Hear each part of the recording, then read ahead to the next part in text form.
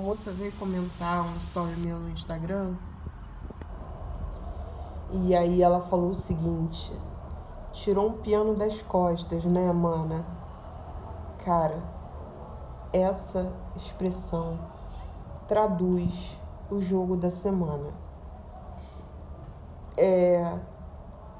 A gente precisa tirar um piano das costas para a prosperidade voltar a circular.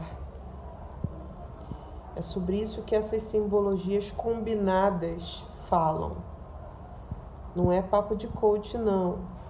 É mitologia, é sabedoria milenar. Nós estamos dando um passo entre o cavaleiro de ouros e a rainha de ouros. É como se esse jogo todo acontecesse, como se esse cavaleiro viesse para transformar alguma coisa que precisa ser transformada, para que a rainha possa se levantar. E se esse movimento está acontecendo dentro do naipe da prosperidade, e na semana passada a gente recebeu o comando de confrontar, entender e confrontar os nossos medos naquilo que eles nos roubam, naquilo que eles impedem a gente de ganhar, de aceitar os ganhos, né? Se a gente resolveu isso e conseguiu atravessar esse portal do Ás de Ouros, que era Poseidon, o deus galudão, o cara que escancara a porteira da prosperidade pra gente, que fala pra gente: vem aqui, vem aprender a ganhar, vem aprender a administrar os seus ganhos, a corrigir o fluxo diante, lidar com as suas perdas, com a sua capacidade de produzir perdas e produzir ganhos. Vem aqui crescer com isso, para manifestar, compartilhar, comungar dessa prosperidade, né? Que circula para todo mundo, porque o naipe de ouros é o naipe do elemento terra. É a circulação das riquezas, dos recursos da terra para todo mundo. E aí, vamos lá, vamos trabalhar, né? Vamos lá. E aí que... Bem...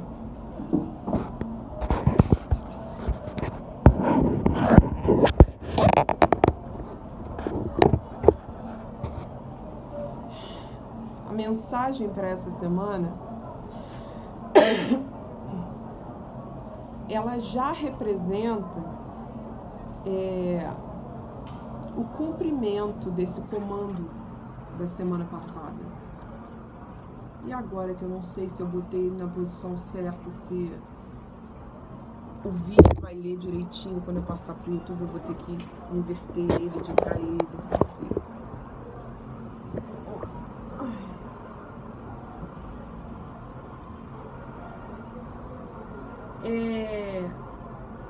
A gente tem como um desdobramento do jogo da semana passada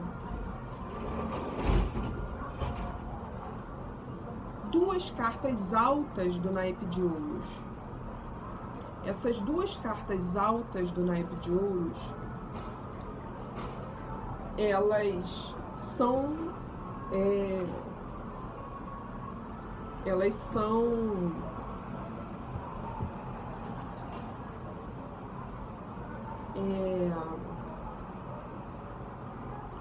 cartas consecutivas, né? São cartas em sequência. Elas representam, por isso, esse passo que a gente está dando. A gente começa o jogo da semana com o Cavaleiro de Ouros. E no topo do jogo, a gente tem a Rainha. Então, é como se a gente estivesse andando essas casas até chegar a ela, até levantá-la. Ela tem que ser a força que se levanta desta semana. Mas calma, a gente começa ela é uma promessa de ganhos em algum nível, ela é uma forma de autonomia, como todas as rainhas são, né? A capacidade da gente gerenciar, cuidar do nosso reino, criar, produzir, enfim.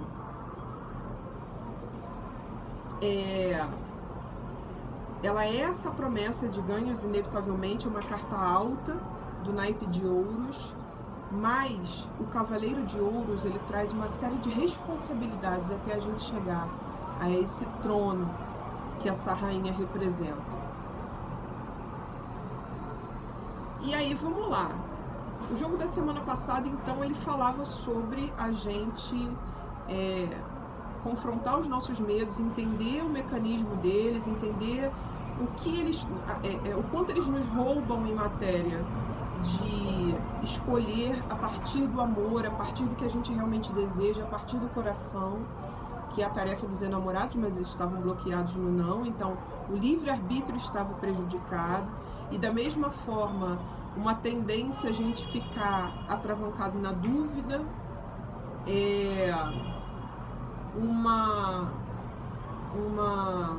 um alerta anti-triangulação afetiva, né? Os enamorados, esse arcano da sedução, da escolha, da apreciação, da experimentação, para que o livre-arbítrio possa realizar as suas escolhas, ele estava no não. Então ele estava muito prejudicado. Então nos confrontamos com os nossos medos, entendemos como eles prejudicam o nosso livre-arbítrio e tomamos esse porradão do Poseidon, o Ás de Ouros no porquê, dizendo: tem coisa para ganhar, cara, tem coisa para receber, por favor, né? Tem que abrir a porteira, tem que atravessar esse portal, tem que querer os seus ganhos. E aí no topo do jogo, 2 cartas de cura, de reflexão, de introspecção, mandando a gente ir para o cantinho do pensamento, mandando a gente sair daquela tormenta do sim, que era o 8 de espadas, aquela angústia do Orestes ali, entre o Sol e as Erinhas, e chegar à posição do Orestes, onde ele está calmo, centrado, esperando para receber a visita do Deus Sol.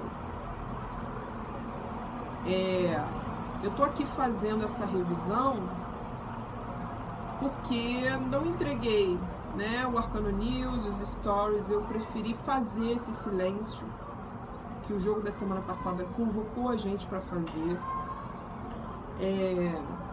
No topo do jogo, esse Orestes em uma posição de reflexão, esperando para receber a visita do Deus Sol. Ele vai ter uma revelação, ele ainda não sabe o que é. O Sol vai chegar de alguma forma, né? É a sinalização de que o caminho é por aqui, o propósito é esse, essa é a missão que tem que ser cumprida, esse é o chamado. E aí o Orestes, nesse estado de concentração, recupera um poder sobre si mesmo que no sim da semana, no 8 de espadas, ele não tinha, ele estava completamente atormentado. E aí, quando ele vai viver esse encontro consigo, esse retiro, essa posição de reflexão, de contemplação, a gente tem o arcano da temperança coroando esse jogo, dizendo: tem uma cura acontecendo, você percebe? Você não vai ficar para sempre nessa posição de estar refém dos próprios medos, impedindo seus ganhos, dando defeito no seu livre-arbítrio. Acredita que tem uma cura acontecendo, olha para dentro de você, ela já está em movimento. Assim como era desejável que a gente acessasse linguagens terapêuticas, curativas, fosse buscar a introspecção, o silêncio. Por conta desse silêncio, estou aqui fazendo essa revisãozinha. E aí a gente tem desdobramentos da semana passada muito evidentes nesse primeiro jogo aqui inteiramente no mês de julho. O primeiro desdobramento, o sim da semana passada foi pro não. O nosso Orestes, no momento em que está com o cu todo cagado, ele tá igual o Abdias no aeroporto, falando que só consegue fazer cocô em casa. Ele tá aqui com já tá bicando a cueca. Agora que ele não tira 6 dias. Gente, quando o Abdias, naquele vídeo do aeroporto, quando ele levanta o sovaco e cheira o próprio sovaco, eu quase tive um troço. E tem uma coisa, assim, é tão genial que é muito... Se aquilo foi absoluto improviso, é incrível. Já é genial se não for improviso, mas se for na base do improviso, é sensacional. Porque olha o jogo que ele fez com a repórter, ele deixou a repórter zonza. O relato dele foi muito gráfico, né? Ele deixou a repórter zonza. Ele falou pra ela, ele começa falando, né, da cueca, começa falando que tá fedendo, aí depois ele entra numa informação burocrática sobre o que estão fazendo com eles, né? Cancela o voo, não sei o que, repete essa informação, parece que ele não vai falar mais nenhuma merda. Aí no final ele fala que ele só consegue fazer cocô em casa. Gente, é demais. É demais. Será que ele já estava com esse texto pronto, assim, esperando para ser entrevistado? Que olha, então nessa posição que o Abdias se encontrava, estamos aqui, Orestes, de novo, entre o Sol e as Erinhas. Só que ele tá no não. Então, a gente tá aqui, ó, não podendo mais se deixar travar pelo medo. Quando a gente ousa ir além do medo, as cartas ao redor desse 8 de espadas, elas encontram força para trazer o seu recado. E é um recado muito papum, tá? Eu vou contar o mito do Cavaleiro de Ouros, o sim da nossa semana, o Aristeu. É um mito grandinho, mas eu vou tentar resumi-lo ao máximo para vocês entenderem todas as nuances simbólicas ali, porque elas vão começando a costurar e vão fazer sentido para vocês, muitas vezes. Esses detalhezinhos vão fazer sentido para vocês, às vezes de maneiras diferentes. Vão bater de maneiras diferentes.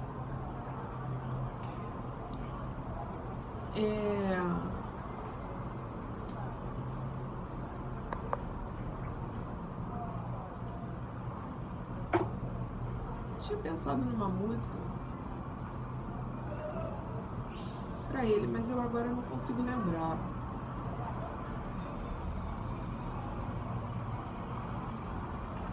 Aristeu é um filho do Deus Sol. Ele é um filho de Apolo. Então ele herda, né, uma beleza, um brilho incomum.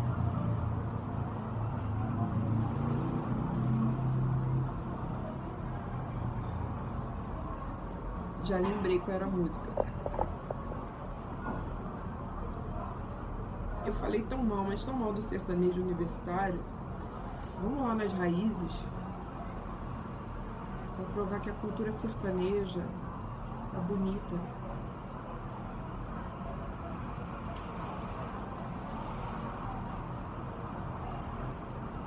Não sei se eu vou achar a versão que eu quero dessa música.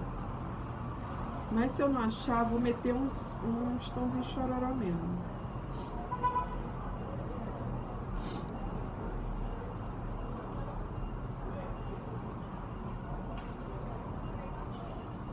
Porra, tem uma do João Gilberto. Vamos ver se é boa, se o áudio é legal. Peraí.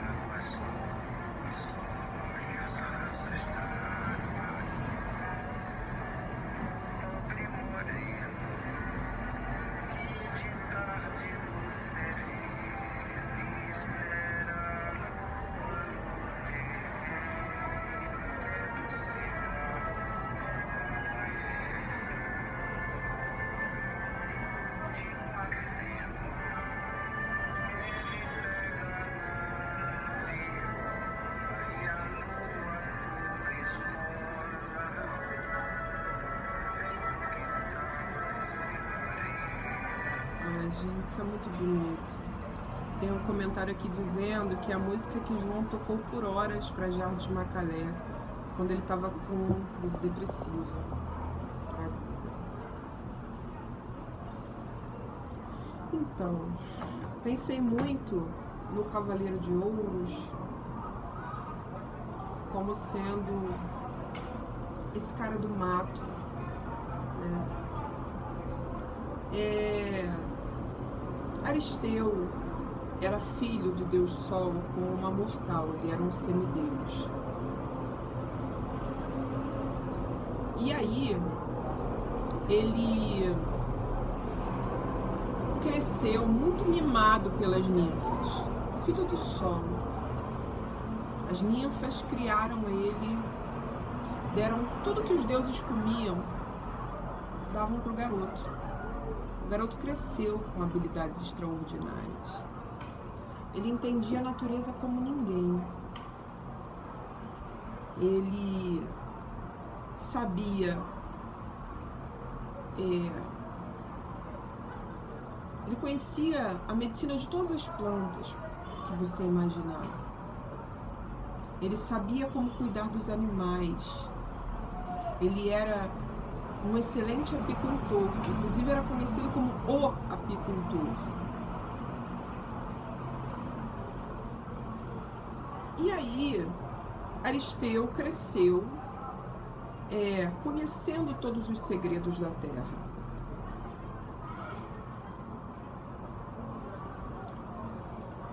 Ele cresceu, constituiu família, mas um dia o seu filho morreu.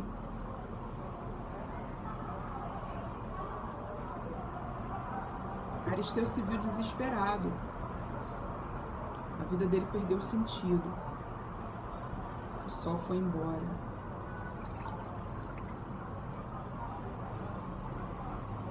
Então ele foi buscar uma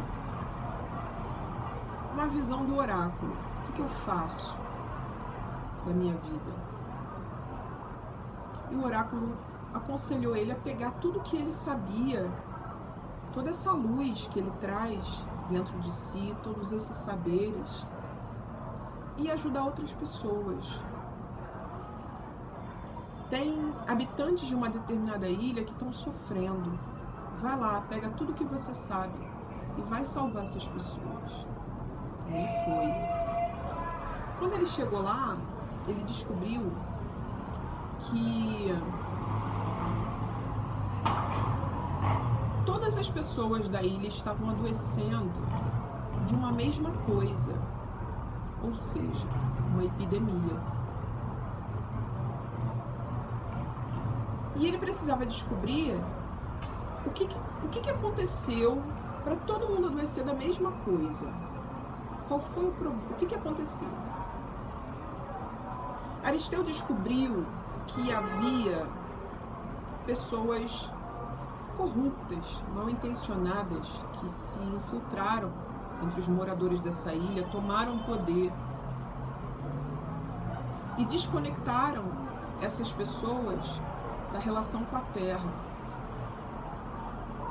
Gente, isso é muito sério, esse mito é muito sério. Depois você entende o que ele significa, é um mito do caralho, assim.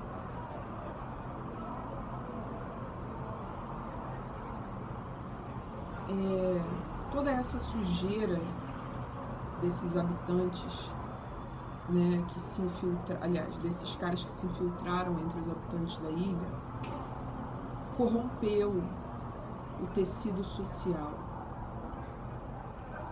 corrompeu os laços entre eles e também a conexão com a terra. Eles já não sabiam mais como que eles faziam para se curar. Antes eles viviam em harmonia com a terra.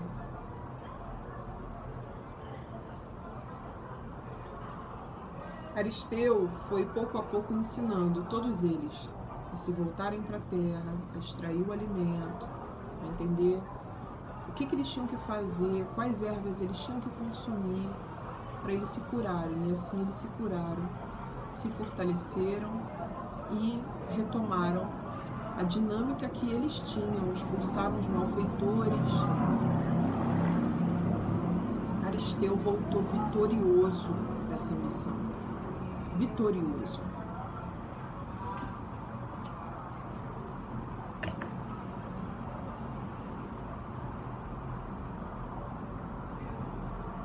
Pela primeira vez em sua vida, Aristeu se viu tendo uma super vitória individual. Ele se entendeu como um homem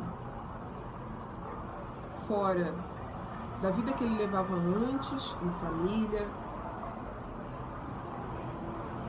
A individualidade lhe subiu a cabeça, na forma de individualismo.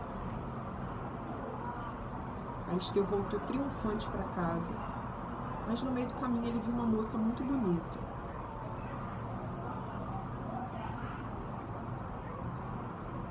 E ele resolveu ir lá dar em cima dela. E ele forçou a barra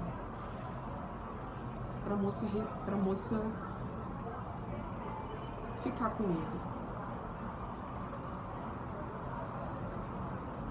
Ela saiu correndo, tropeçou em uma cobra e morreu. Só que Aristeu não ficou sabendo. Ele voltou para casa, se achando o pica de mel, apicultor.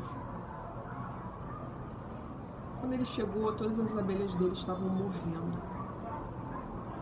E as abelhas eram tipo o pet dele.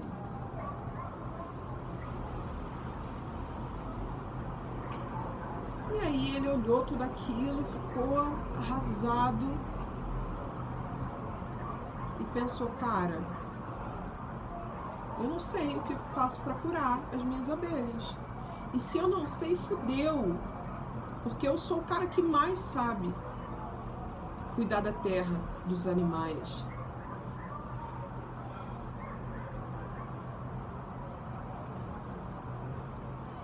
Então ele foi desabafar com a mãe dele. Deixa eu ver se eu boto uma luzinha aqui.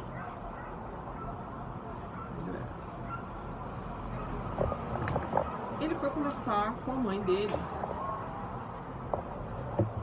E a mãe falou pra ele, meu filho, isso aí você vai ter que perguntar para um oráculo. Você vai ter que pegar um oráculo bem trevoso para te responder o que está acontecendo, porque você é o filho do dono do oráculo de Delfos. Você foi lá, você cumpriu sua missão. Vamos tentar entender de outra maneira. Existe um adivinho no fundo do mar, um oráculo. O nome dele é Proteu. Só que ele não gosta de responder, a menos que você demonstre que você quer muito a resposta. Faz o seguinte, vai lá, faz uma oferenda para ele e diz o que é que você quer saber. Ele vai tentar te assustar, mas você vai conseguir se impor e ele vai te dar a mensagem. Ele vai te explicar por que as suas abelhas estão morrendo. Quando ele chegou lá, ele fez tudo que a mãe aconselhou e tal, e ficou esperando. O adivinho Proteu dá a ele a resposta. Proteu assumiu a forma de um monstro. Proteu assumiu a forma de labaredas no fundo do mar. Proteu assumiu a forma do Paulo Guedes. Não conseguiu assustar Aristeu. Aristeu ficou firme ali, esperando a resposta. Proteu, eu preciso saber por que as minhas abelhas estão morrendo. O que está acontecendo? E aí Proteu falou para ele, tá acontecendo que tu foi um filho de um caralho. Você foi um mané. Assediou a moça. A moça tropeçou numa cobra e morreu. A moça era simplesmente a companheira do cara mais amado de toda a Grécia. Orfeu. Orfeu está fudido, dilacerado, destruído. Porque você fez isso. Você matou a amada dele. Todo mundo tá sofrendo com o cara. Que o cara é só amor. O cara tava feliz, encontrou a mulher da vida dele. E você, por causa de uma merda deste tamanho que você fez, olha o mal que você causou. Você vai refletir sobre isso. E você vai fazer o seguinte ebó. Você vai fazer um sacrifício assim, assim, assim para as ninfas em um campo aberto. 12 dias depois você vai voltar e você vai ver o que vai acontecer. Pede perdão às ninfas. As ninfas estão retirando toda essa prosperidade que representam para você as suas abelhas. As ninfas te criaram e você agrediu o feminino. Aristeu foi para casa com aquele triplex alugado na cabeça dele por Proteu.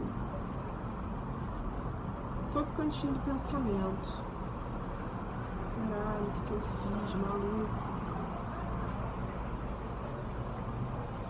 Eu sou um filho do Deus Sol. Eu não posso andar errado com a minha luz. Olha o que acontece. Eu tenho o poder de causar tanto bem a uma coletividade. O meu único erro em toda essa jornada causou esse transtorno todo. Ele precisava se corrigir.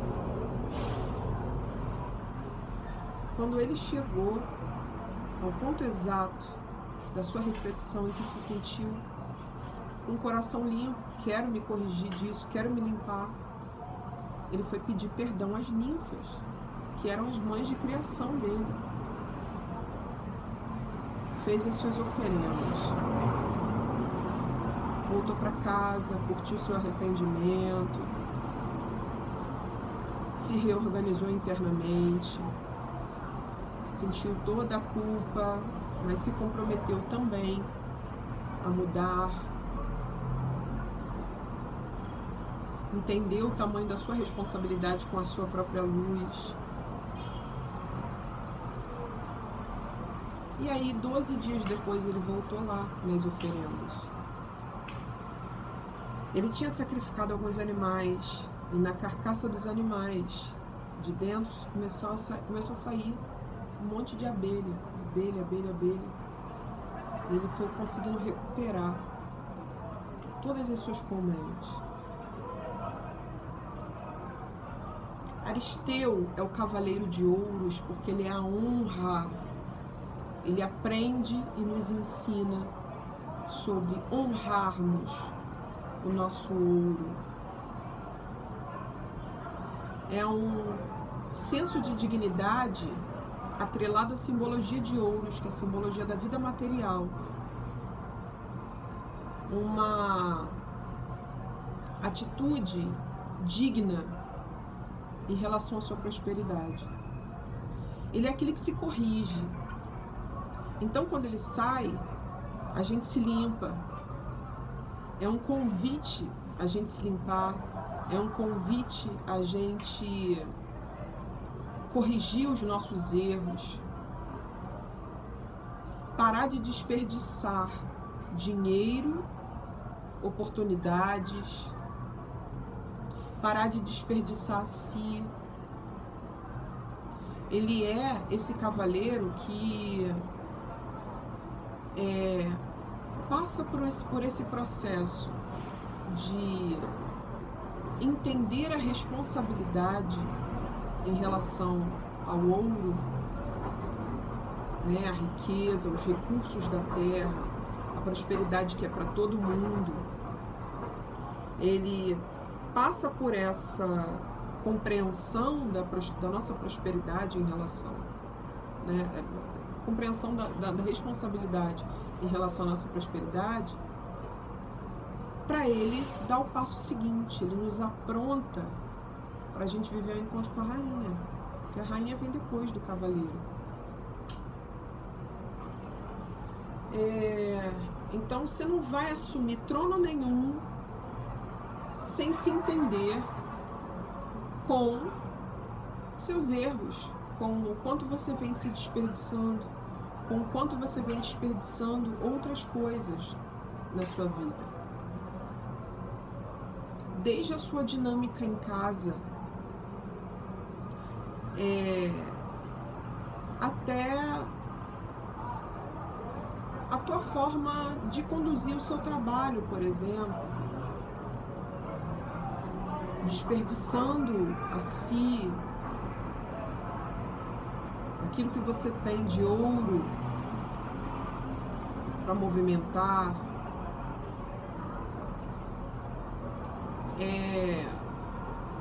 Por exemplo, o cavaleiro de ouros,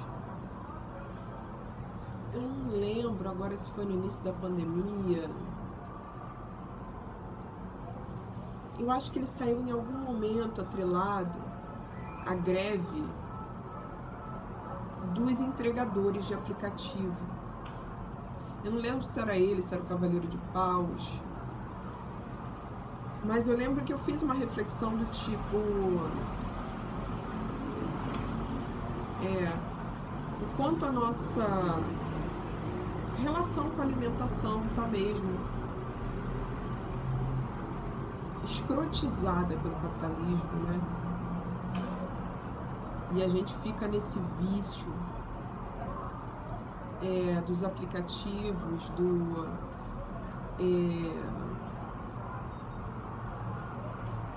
de todo o agronegócio, de toda a indústria de alimentos, né? Comendo alimentos ultraprocessados. A nossa desconexão da terra. O quanto a gente produz lixo com isso. Eu lembro que em algum momento da pandemia eu tracei uma reflexão entre essa lógica de consumo, né, e o Cavaleiro de Ouros. Ele vem pra gente parar o desperdício. Tem que parar o desperdício. Tem que voltar a honrar as riquezas. As nossas riquezas internas e as riquezas da Terra. E aí, beleza. Ele traz isso, né? E para ele entender qual é o erro dele, ele tem que ir lá nas profundezas, ele tem que ir lá no Proteu. Ele saindo no sim, ele está sendo afirmado. É um tempo favorável a gente fazer uma reflexão e se corrigir, começar um processo, deflagrar um processo de acertar, ajustar o que está errado na nossa vida. Por onde nossa energia está vazando, está sendo desperdiçada. Começar a andar mais correto consigo. E com o seu ouro, aquilo que você faz, aquilo que é a sua contribuição para o mundo. Ou com o seu dinheiro propriamente, ou com a sua relação com a comida. Quando você vem desperdiçando vida. Aí o Aristeu traz essa mensagem no sim. No não, a gente já entendeu o 8 de espadas. Os nossos medos, essa nossa trava aqui. A gente... Teve gente que eu vi que tirou o 8 de espadas no não. Que escolheu. Isso aqui é uma permanência da semana passada. É um dever de casa que tem que ser feito. Você tem medo do quê? Pensa especialmente no medo de romper com a família. Pensa no medo de perder, que faz você não se abrir a ganhar.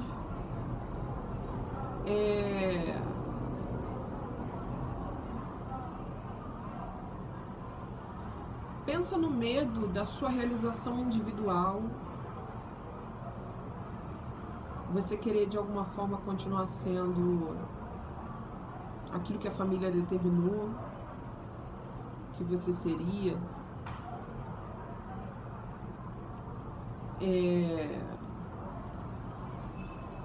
Pensa no medo de se posicionar na vida e na direção do sol.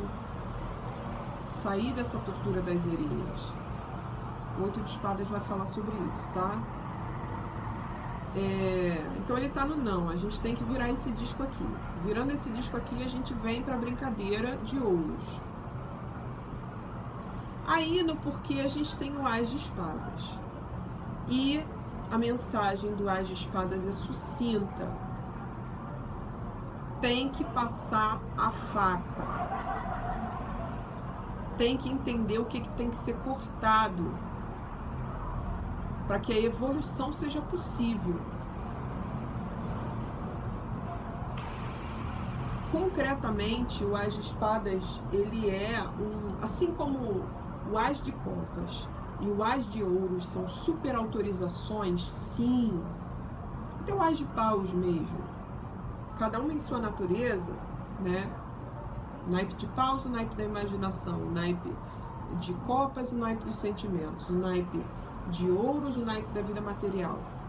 Em cada um desses reinos, o As é um super sim, vem cá, vem curtir, vem. Agora, o As de Espadas, ele vem, você vai cortar, você está vindo para realizar um corte. Quando ele sai, ele é um super não. A que você tem que dizer não? O que não dá para aceitar? O que tem que ser eliminado? Tanto num sentido maior mesmo, aquilo que você tem que estabelecer limites, aquilo que você tem que cancelar, abrir mão.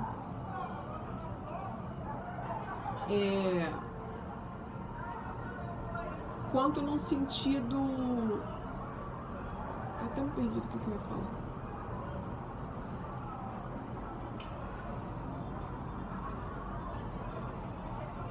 Quanto num sentido menor, do tipo... de repente dizer não a pessoa, acho que é por aí, era isso que eu ia dizer, mas isso é super dentro do sentido da carta. Dizer não a pessoas. Tem coisas que a gente não vai levar consigo para que a Rainha de Ouros venha. Vocês estão percebendo? É um movimento na direção da Rainha de Ouros. O Cavaleiro de Ouros deu uma ordem.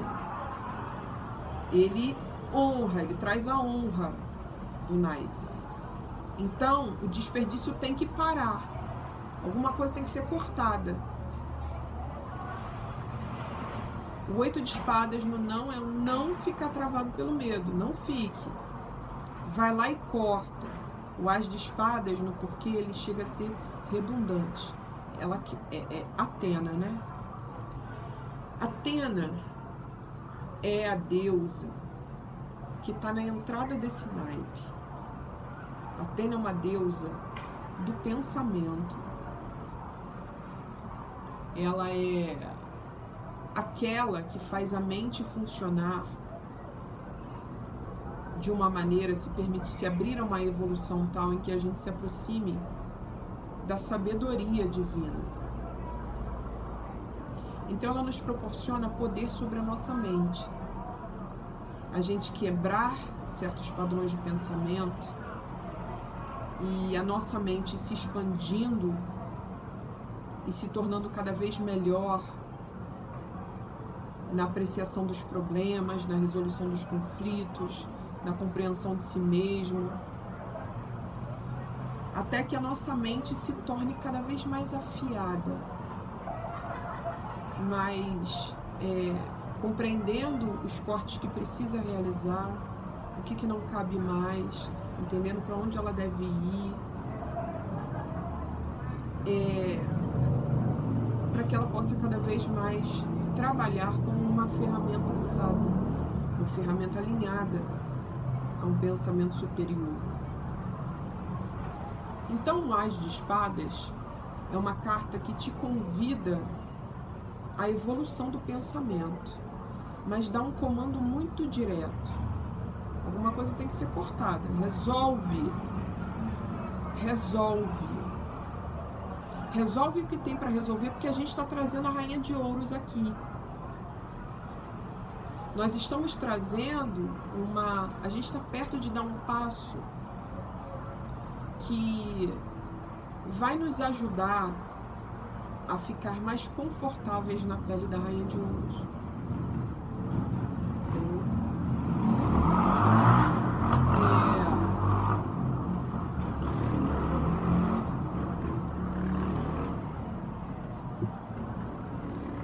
O que está pendente e você não resolveu ainda? Resolva. Quais são as pessoas que têm que ser cortadas e você não cortou ainda? Corte. Quais são os nãos que você ainda não disse, mas tem que dizer? Diga. Quais são os nunca mais que você tem que falar, mas não está dizendo? Fale. O que você tem que encerrar?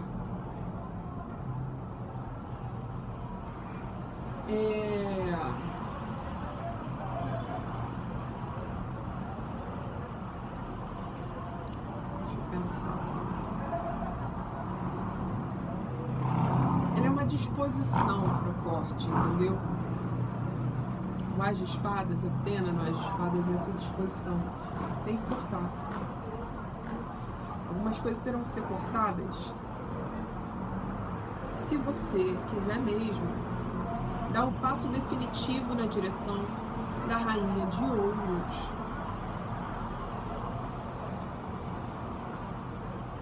Então, o As de espadas é muito algo do tipo resolva, corta, acaba, encerra essa porra, resolve esse problema. Cavaleiro de Ouros, falando junto com ela, fica parecendo muito eliminar, quitar dívidas,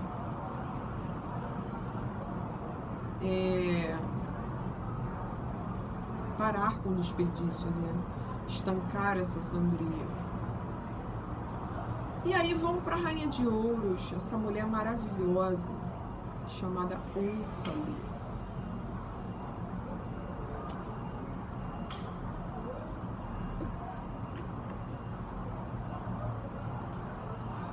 Ônfale significa umbigo. É uma mulher que, na minha leitura disso, o sentido do nome dela, é uma mulher que está no centro de si mesma. Mas esse umbigo pode também ter uma relação com o umbigo, com a conexão com a terra. Ela está ligada ao ventre da terra. Ela é a rainha do naipe de terra.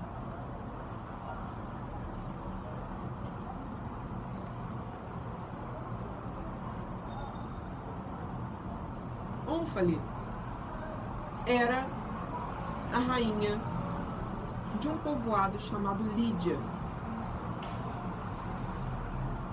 O marido dela, o rei Próspero, morreu. Ônfale herdou toda a sua fortuna. E em pouquíssimo tempo ela triplicou a fortuna desse rei. Não só triplicou a fortuna, ela começou a dar vida melhor, uma vida melhor para todos os seus funcionários. Ela era abundante. Só que a Ônfale era solitária. Tinha muito dinheiro, não tinha mais onde enfiar dinheiro. E Ana?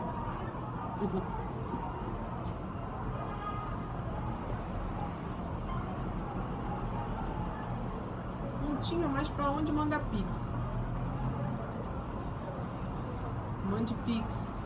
Mande Pix espiritual, mande Pix material, mande Pix.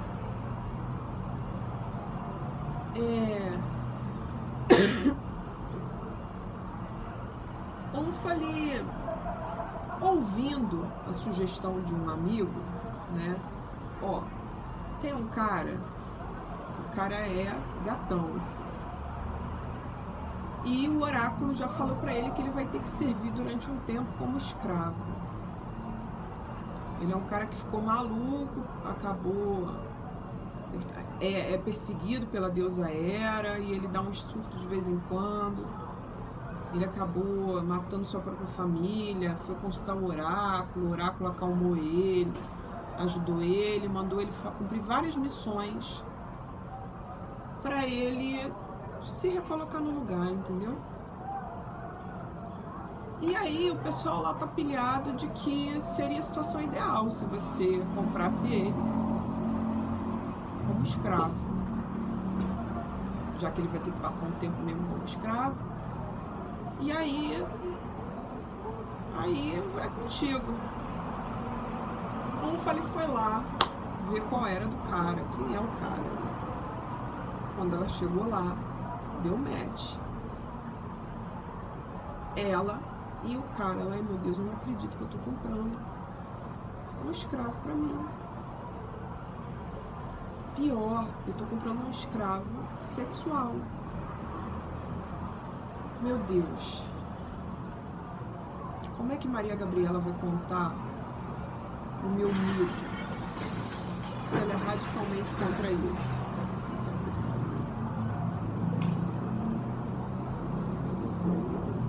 Uma pluma caiu no chão.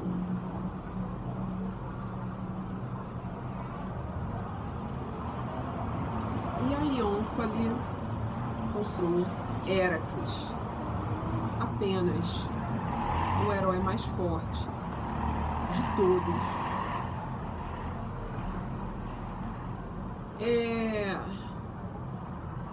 Quando ele chegou lá, não era nada do que ele estava pensando, né? Eles começaram a se pegar. E tudo que ele não fez ali era ser escravo dela, como as pessoas pensavam que ele seria. Eu não sei que relação foi a relação que eles desenvolveram, que eles estabeleceram lá a dinâmica deles. E chegou uma fofoca em Atenas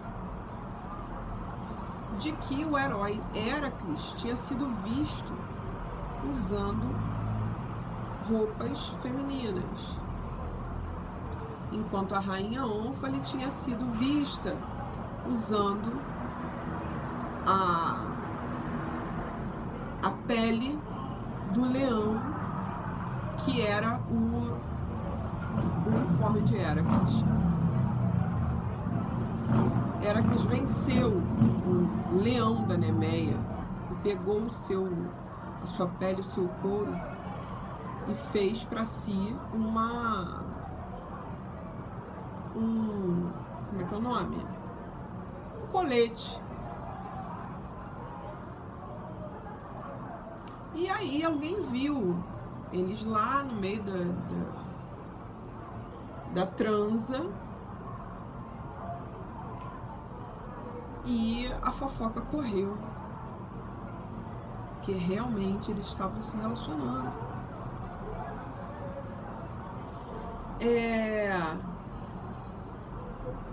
Portanto, Ônfale, e aí eles se apaixonaram, e parece que ela teve filhos com ele e tal, não sei o que, aí depois ele teve que ir embora, continuar seguindo a missão dele e tal, né?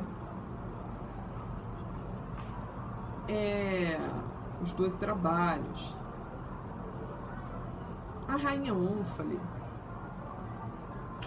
ela é uma mulher muito próspera. Ela dividia a sua prosperidade, e essa coisa de ser a mulher que dominou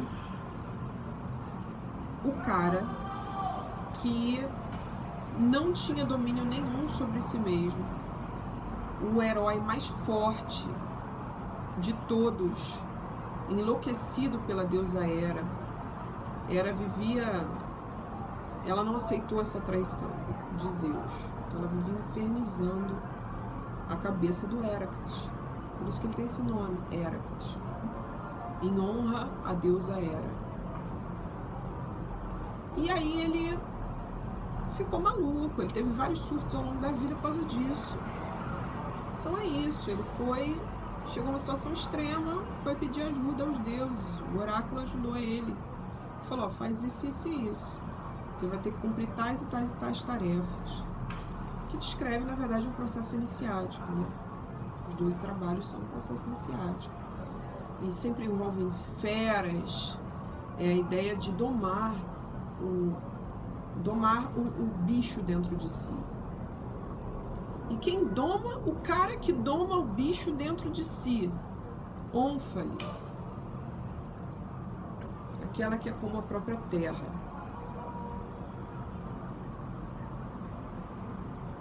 Ela é tão doadora, ela é tão rica, que ela conseguiu ser a cura para Héracles durante um tempo. Toda a fome, saciar toda a fome do bicho dentro dele.